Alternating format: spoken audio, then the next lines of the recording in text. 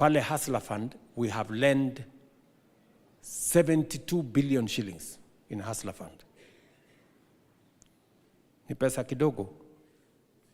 500, 1,000, 5,000, 10,000, mpaka 150,000.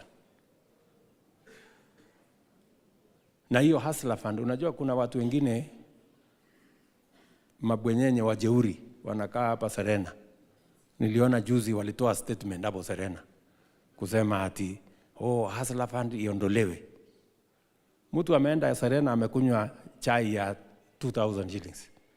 Alafu anasema kwani 1,000 itasaidia mtu na nini? Ajui 1,000 inaweza kununua stock ya mtu for one day afanye biashara na asonge mbele. Nyinyi mnanielewa? And because of lending citizens that small amounts, 5,000, 10,000, 20,000, we have now lent 72 billion shillings. Hustler Fund is larger than most banks. Na mimi najua hata hapa mmeketi, very few people hawana account ya Hustler Fund. Karibu kila mtu hapa iko na account ya Hustler Fund in this group. Ni kweli ama si kweli? Yes. Kama umelipa ama hujalipa, that's another story. Lakini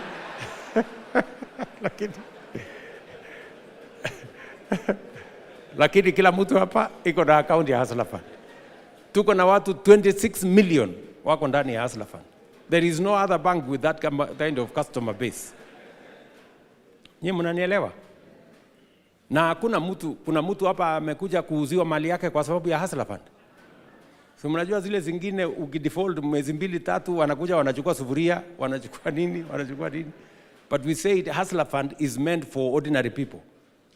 Tutakungoja tu utalipa siku nyingine.